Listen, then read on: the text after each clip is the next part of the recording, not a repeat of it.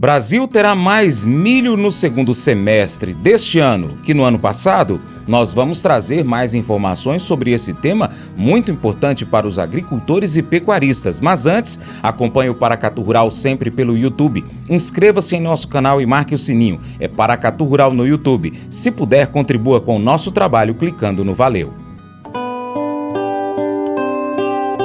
Notícias da Agricultura.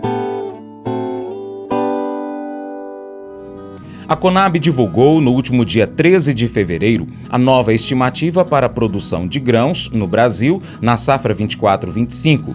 De acordo com a companhia, produtores brasileiros devem colher 325,7 milhões de toneladas de grãos na safra 24-25, crescimento de 9,4% em relação à temporada anterior.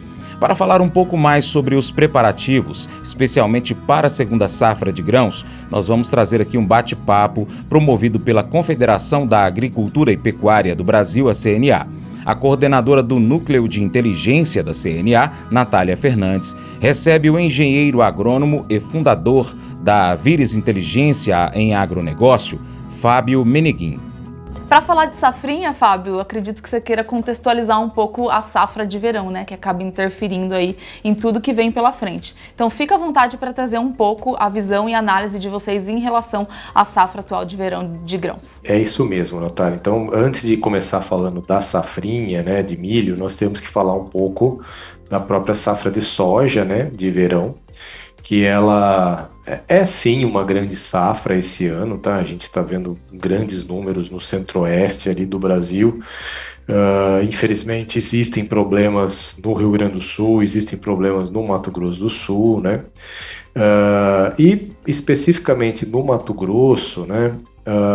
A safra de soja, ela se alongou um pouco com algumas chuvas que caíram a mais, tá? Então, nós estamos vendo hoje um plantio de safrinha que ele atrasou um pouquinho, em algumas regiões cerca de 2 semanas, tá? Outras regiões 1 semana, esse plantio da safrinha. E, no geral, a gente vai ver um plantio no Mato Grosso um pouquinho atrasado em relação ao ano passado, tá? Mas quando a gente vai para outros estados, né, como Goiás, como Paraná, como Mato Grosso do Sul, a safra de soja ela está dentro do calendário ideal aí da colheita, tá? E até adiantada no Paraná e também no sul do Mato Grosso do Sul, e abrindo bastante calendário para essa implantação da safrinha. Tá? Então existe um probleminha sim de implantação da safrinha no Mato Grosso. Na nossa visão, já é possível falar de alguma redução de potencial, não estamos falando em quebra de safra, longe disso, tá? Mas alguma redução de potencial, porque o ano passado o produtor tem uma lembrança muito boa de como foram as produtividades no Mato Grosso. E esse ano é possível que essas produtividades muito boas não se repitam em função desse calendário um pouquinho mais deslocado, tá? Em compensação, Paraná, Mato Grosso do Sul e Goiás poderão performar, né? Poderão ter essa performance positiva aí para a safrinha, tá? Então esse é o contexto assim da safrinha 24-25, tá? E desde que a Conab levantou sua primeira estimativa, né, de safra para grãos, ela sinalizou uma recuperação, uma safra maior do milho na safrinha mesmo. Então tem uma expectativa do mercado, inclusive de pecuaristas, por um volume maior nessa segunda safra, por uma boa safrinha, não um volume maior, mas uma boa safrinha, né, de milho com uma entrada maior, uma elevação da oferta. Então eu queria saber das expectativas, né? Quais fatores vocês visualizam hoje e que podem seguir nos próximos meses, que devem atuar de forma positiva e negativa nessa safrinha? Existe sim. Então, assim, nós temos essa tendência que dos 4 grandes principais produtores, né? Então, existe um fator positivo para Paraná, para Goiás e para Mato Grosso do Sul, que é o calendário. E existe um fator negativo no Mato Grosso, que é também o calendário que se atrasou um pouquinho, tá?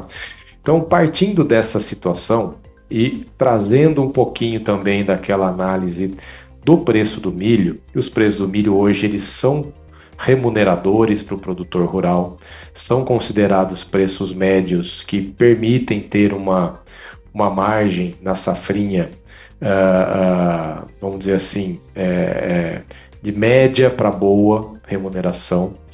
E isso tem levado os produtores a adquirirem muitas sementes, tá? Isso é fato, tá? As vendas de sementes para a safrinha, elas estão bem aquecidas, né? Nós já estamos no final desse período aí de venda de sementes, né? O milho, até o momento, ele tem uma relação de troca com o fertilizante bem favorável ao produtor. Se compararmos os últimos duas ou três safras, né? A gente vai ver aí relações de troca na casa dos seus 45 sacos de milho por tonelada de fertilizante. Ano passado eram pelo menos 10 sacas a mais. Então, existe do lado econômico uma vontade do produtor em plantar mais, né? E do lado climático, a gente vê uma preocupação mais focada no Mato Grosso, tá? Na nossa visão, Natália, a gente vê a área de safrinha desse ano tendo um possível aumento de mais de 1 milhão de hectares, tá? Podendo ultrapassar aí 1 milhão e 100 mil hectares, tá? Isso é um volume, se a gente pegar 1 milhão de hectares, estamos falando entre 6 a 7 milhões de toneladas a mais, tá? Então, se a safrinha do ano passado ela foi na casa ali dos seus 100 milhões de toneladas, então a gente está falando de um potencial de safrinha próximo, né, dos 107, 108 até 109 milhões de toneladas, a depender do clima. Então, é isso que hoje está na conta, né, da espera aí dos produtores, né, dos consumidores de milho, essa grande entrada do milho safrinha, que ele vai ocorrer só a partir de julho, agosto lá desse ano de 25, né? Uhum. Já que a safra de verão, ela teve uma área bem reduzida, né? E nós temos um volume de safra de verão um pouquinho abaixo do ano passado. Então o mercado está contando com essa expansão da safrinha para o seu abastecimento, né?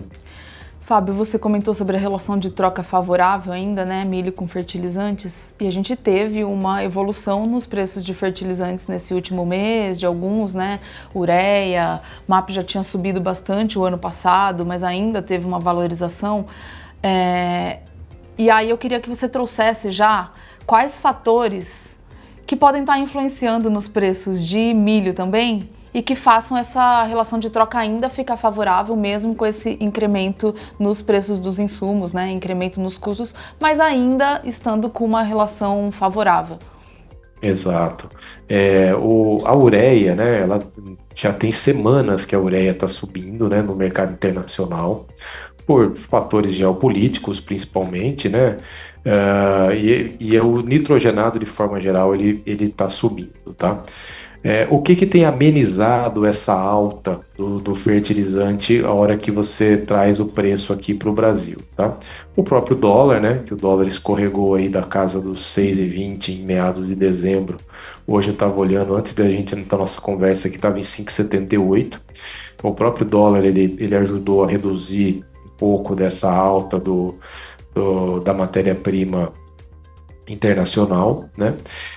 E no caso do preço do milho, né, é um pouco desse temor do calendário da safrinha que ajudou a elevar um pouco dos preços do milho nesse curto prazo, tá?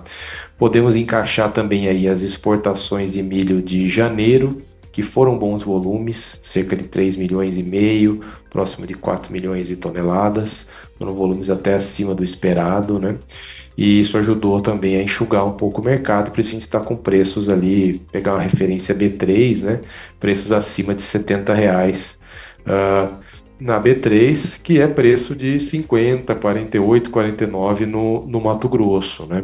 Uhum. E então o preço do milho continuou firme, né? E o preço do fertilizante, a queda do dólar, ela amenizou esse repasse da matéria-prima internacional. Então a gente está vendo neste final aqui vamos dizer assim, nós já estamos no terço final da implantação do milho safrinha, né? Agora ocorre aquele período que as empresas fornecedoras de insumos, elas chamam de repiques, né? O repiques finais da safra, né? O produtor decide plantar um pedacinho a mais, sobrou um pouquinho de calendário, né? Então, nós estamos entrando nessa fase de repiques. E para ocorrer os repiques, as relações de troca precisam estar favoráveis. E hoje elas estão, se comparadas aí aos últimos 2 anos, tá? Em relação ainda a essa incerteza quanto à safrinha, janela, vocês veem algum movimento de estratégia de alguns produtores ou regiões de busca por culturas alternativas? Ou mesmo que não seja por esse motivo, mas que vem crescendo culturas alternativas ao milho em algumas regiões e para essa safra de 24 e 25? Sim, isso vem crescendo ano a ano. O Mato Grosso é um exemplo, né? No leste do Mato Grosso e nordeste, né? Você tem bastante ali a cultura do gergelim, que surgiu como uma alternativa importante. O gergelim tem hoje 300 mil hectares no Mato Grosso, né? Era algo que partiu do zero há 10 anos atrás, tá?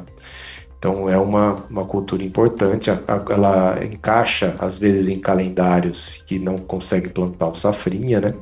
E tem também o sorgo, né? O sorgo também entrou com uma grande alternativa ali no sul de Goiás, no Triângulo Mineiro, o sorgo vem crescendo bastante.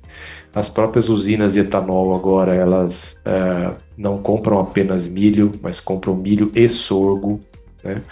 Misturando o sorgo ali na matéria-prima para produzir etanol, tá? Então é mais ou menos por aí. Existem essas culturas alternativas, sim, tá?